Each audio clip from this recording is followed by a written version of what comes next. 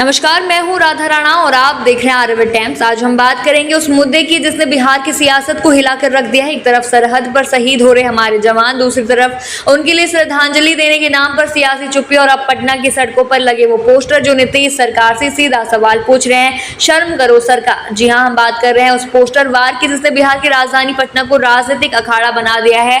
RJD ने सीधे तौर पर नीतीश कुमार को घेरा है, वो भी ऐसे वक्त में जब देश पाकिस्तान से तनातनी के दौर से गुजर रहा है और कई जवान अपनी जान गंवा चुके हैं। शहीदों का पार्थिव शरीर उनके घर पहुंच रहा है, पर राज्य सरकार की चुप्पी और गैर मौजूदगी ने विपक्ष को बोलने का मौका दे दिया है।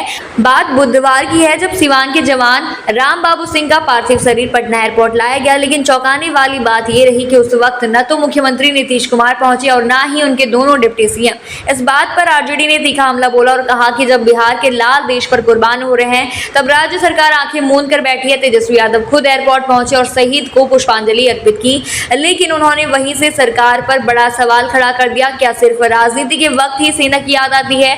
इस मुद्दे पर अब पोस्टर वार शुरू हो चुका है। पटना में जगह जगह आरजेडी ने पोस्टर लगाए हैं जिनमें नीतीश कुमार, पीएम मोदी, यहाँ तक कि अमेरिका के राष्ट्रपति डोनाल्ड ट्रंप की तस्वीरें भी हैं। आरजेडी का कहना है कि देश की सेना इतनी सक्षम है कि वो पाकिस्तान को तबाह कर सकती है, तो फिर किसके कहने पर संघर्ष विराम हुआ? क्या तीसरे देश यानी अमेरिका के दबाव में सीज फायर हुआ? क्या हमारे जवानों की शहादत का यही मोल है?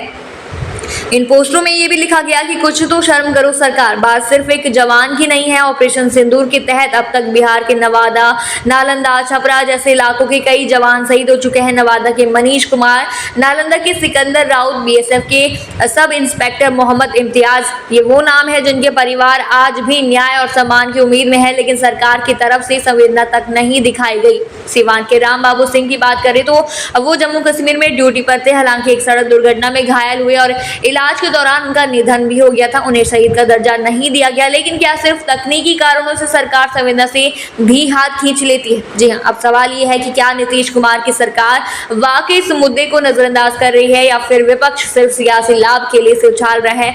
लेकिन जब जमीन पर तस्वीरें बोल रही हैं, जब पोस्टर सड़क किनारे सरकार से जवाब मांग रहे हो, तो सवाल उठता है कि ये चुप्पी आखिर किस लिए? क्या वाकई इस मुद्दे पर नीतीश कुमार को सामने आकर कुछ कहना चाहिए? राजनीति में आरोप प्रत्यारोप आम है, लेकिन जब सवाल शहीदों का हो, जब बात उनके परिवारों का हो, तब खामोशी सबसे बड़ा अपराध बन जाती है।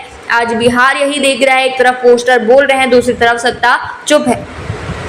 ऐसे में जनता फैसला करेगी कि उन्हें केवल चुनावी वादे चाहिए या फिर वो संवेदनशीलता जो एक सच्चे नेता की पहचान होती है। आप लोग क्या सोचते हैं इस मुद्दे पर? हमें कमेंट सेक्शन में जरूर बताइए और बने रहिए आर्यभट्ट टाइम्स के साथ ही चैनल को सब्सक्राइब करना ना भूलें और हमारी फेसबुक और वेबसाइट के साथ भी जरूर जुड़ें।